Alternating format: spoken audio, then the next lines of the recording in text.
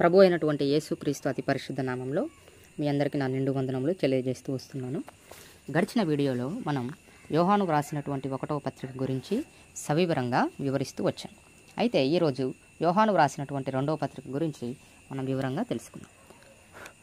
యోహాను వ్రాసినటువంటి మొదటి పత్రికలో దేవునితో ఉండవలసినటువంటి ఐక్యతను గురించి వివరిస్తుంది. అయితే 2వ పత్రిక బైబిల్లో అతి చిన్న గ్రంథం అయినప్పటికీ పదాల రూపంలో కలుగుటలో అది పెద్దది. 2వ పత్రిక ముఖ్యంగా అబద్ధ బోధకులతో ఉన్న ఐక్యతను ఖండిస్తుంది. 3వ పత్రిక క్రైస్తవ సహోదరులతో ఉండవలసిన ఐక్యతను వివరిస్తుంది. అయితే ఈ యొక్క యోహాను రాసినటువంటి 2వ పత్రిక యోహాను రాశాడు, తన యొక్క రచనా శైలి విధానం బట్టి యోహాను రాశాడు అని తెలియజేస్తూ వస్తున్నాను. అయితే ఈ యొక్క పత్రికని ఏర్పరచబడినటువంటి అమ్మగారికి వ్రాయబడింది. AD 90 నుంచి 110 మధ్యలో రాశాడు అని అంచనా. ఈ యొక్క 2వ పత్రిక ఎఫెసీ నుంచి రాశాడు. క్రీస్తు ప్రేమలో నిలిచి ఉండడం, అబద్ధ బోధకులకు దూరంగా ఉండడం ఈ యొక్క పత్రిక యొక్క ముఖ్య ఉద్దేశంగా మనం గమనార్హం. పత్రిక వివరణలోకి మనం వచ్చినట్లయితే దేవుని ఆజ్ఞలను అనుసరించాలి. 1వ వచనం నుండి 6వ వచనం మధ్యలో మనం చూస్తూ వస్తాం. అలాగే అబద్ధ బోధకులను విడిచిపెట్టడం 7వ వచనం నుండి 13వ వచనం వరకు చూస్తాం. ఈ యొక్క 2వ పత్రికలో మొత్తం 1 అధ్యాయం మరియు 13 వచనాలు కలవు.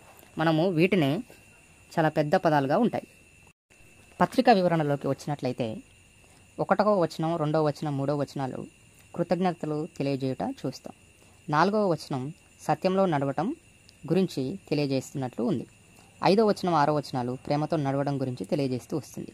7, 8 వచనాలు అబద్ధ బోధకుల గురించి జాగ్రత్త వహించమని తెలియజేస్తూ వస్తున్నాడు. 9, 11 వచనాలు అబద్ధ బోధకులకు దూరంగా ఉండడానికి ప్రయత్నించండి అని తెలియజేస్తూ వస్తున్నారు. అయితే 12, 13 వచనాలు దేవుని యొక్క ఆశీర్వాదం మరియు ముగింపును గురించి తెలియజేస్తూ వస్తున్నాడు. ఈ యొక్క పత్రిక గురించి వివరంగా మనము సమీక్షించినట్లయితే సత్యం ఎరిగిన వారమై ఉండాలని, సత్యం మనలో ఉండాలని, సత్యం అనుసరించి నడవాలని, సత్యంతో ప్రేమించవలనని యోహాను గారి యొక్క ముఖ్య ఉద్దేశం. అయితే 8వ వచనం మనం చూసుకున్నట్లయితే దేవుడు మీకు ఇచ్చినటువంటి ఫలాలను పోగొట్టుకోకూడదు అని సెలవిస్తూ వస్తున్నాడు. అయితే 11వ వచనం చూసుకున్నట్లయితే క్రీస్తు బోధ యందు నిలిచి ఉండని వారిని గుర్తించాలి, అంటే అబద్ధ బోధకులను గుర్తించాలని యోహాను గారు సెలవిస్తూ వస్తున్నారు. అటువంటి వారిని ప్రోత్సహించవద్దు, చేర్చుకొనవద్దు అని సెలవిస్తూ వస్తున్నాడు.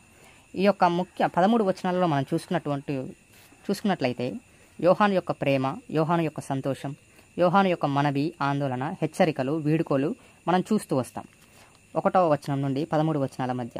ఈ 13 వచనాలు అయినప్పటికీ కూడా పదాల విషయంలో ఇది చాలా పెద్ద అధ్యాయంగా మనము గమనించాల్సినటువంటి విషయం. సత్యమందు నిలిచి ఉండుటే కాదు, పడిపోకుండా జాగ్రత్తగా ఉండి వంచకులకు దూరంగా ఉండాలని యోహాను గారు సెలవిస్తూ వస్తున్నారు. కాబట్టి ఈ యొక్క ముఖ్య ఉద్దేశాలు మనం చూసుకోవాలి. అయితే యోహాను గారు తెలియజేస్తూ వస్తున్నారు, ముఖ్యంగా అబద్ధ బోధకులకు దూరంగా ఉండాలని సెలవిస్తూ వస్తున్నాడు. అయితే అబద్ధ బోధకులు మరి ఎవరో కాదు, యేసుక్రీస్తు. 7వ వచనం చూసుకున్నట్లయితే యేసుక్రీస్తు శరీరధారి అయి వచ్చునని ఒప్పుకొనని వంచకులు అనేకులు లోకంలో బయలుదేరి ఉన్నారు. అట్టివాడే వంచకుడును క్రీస్తు విరోధినై ఉన్నాడు అని యోహాను గారు సెలవిస్తున్నారు. అలాంటి వారే, అంటే యేసుక్రీస్తు శరీరధారిగా ఈ భూలోకం మీదకి రాలేదు అనే వంచకులు కలరు, అంటే ఆ రోజే కలరు. వారిని అబద్ధ బోధకులని యోహాను గారు సెలవిస్తూ వస్తున్నారు. వారిని క్రీస్తు బోధ యందు నిలిచి ఉండక దానిని విడిచి ముందుకు సాగు ప్రతివాడును దేవుణ్ణి అంగీకరింపని వాడు. ఆ బోధ యందు నిలిచి ఉండువాడు తండ్రిని కుమారుని అంగీకరించువాడు. అనగా యేసుక్రీస్తు శరీరధారి అయి భూమి మీదకి రాలేదు అని సెలవిస్తున్న కొంతమంది కలరు. వారిని అబద్ధ బోధకులుగా యోహాను సెలవిస్తూ వస్తున్నాడు.